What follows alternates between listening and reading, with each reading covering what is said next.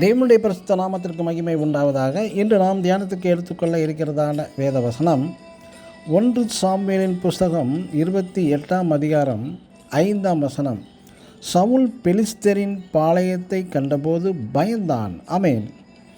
தேவனால் அபிஷேகம் செய்யப்பட்ட ராஜாவாகிய சவுல் பெலிஸ்தரின் பாளையத்தை கண்டபோது பயந்தான். இந்த பயம் எப்படி எதனால் வந்தது? அவனுக்கு முதலில் ராஜாவாகிய சவுலை வழிநடத்தினது தேவ ஆவி.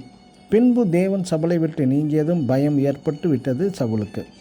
தேவனோடு உள்ள உறவு ஐக்கியம் போய்விட்டதனால் தேவனை நாடி செல்லாமல் தனது சுய இஷ்டத்தின்படி அஞ்சனம் பார்க்கிற குறி சொல்லுகிற ஸ்திரீயை நாடி செல்கிறான்.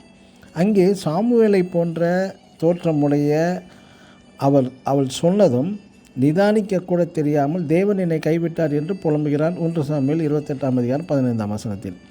மறுபக்கம் நாம் தாவீதை குறித்து பார்க்கும்போது அநேக பாடுகள் உபத்திரவங்கள் நடுவே சென்றான் தாவீது அனுபவித்திருக்கும் வேதனைகளும் அநேகம். ஆனாலும் தனது எல்லா சூழ்நிலையிலும் எல்லா மன வேதனை நேரத்திலும் தனது தேவனிடம் வைத்த நம்பிக்கை இழந்து போகாமல் தாவீதின் அறிக்கை என்ன தெரியுமா? நான் மரண இருளின் பள்ளத்தாக்கில் நடந்தாலும் பொல்லாப்புக்கு பயப்படேன் மற்றும் தேவரீர் என்னோடு கூட இருக்கிறீர் என்று தைரியமாக அறிக்கையிடுகிறான் தாவீது. தேவனோடு உள்ள ஐக்கியத்தை தன்னில் உணர்ந்தவனாக மிகவும் தைரியத்துடன் தன் வாயில் அறிக்கையிடுகிறான் தாவீது. மற்றும் மனிதன் எனக்கு என்ன செய்வான், மனிதன் எனக்கு என்ன செய்ய முடியும் என்றல்லவா தாவீது அறிக்கையிடுகிறான்.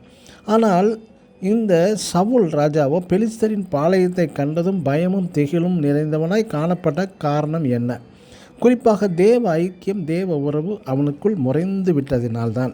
எனக்கு அன்பான தேவனுடைய பிள்ளைகளை, சோதனைகள், பாடுகள், கஷ்டங்கள் உங்கள் வாழ்க்கையிலும் வரலாம். ஆனால் பயப்பட வேண்டாம், மனம் தளர வேண்டாம், சோர்ந்து போகவும் வேண்டாம். தேவையற்ற வீணான யோசனைகள், சிந்தனைகள், பயங்களை எடுத்து எழிந்து விடுங்கள்.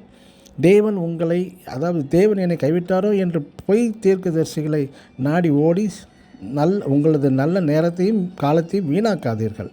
நம்பிக்கையோடு தாவீதைப் போல விசுவாசத்தோடு தைரியமாக ஜெபத்தில் உறுதியாய் தரித்து நில்லுங்கள். நம் தேவன் மட்டுமே பெரிய காரியங்களை செய்ய வல்லவர், உங்கள் வாழ்க்கையிலும் செய்வார் என்று உறுதியுடன் ஜீவிப்போமாக.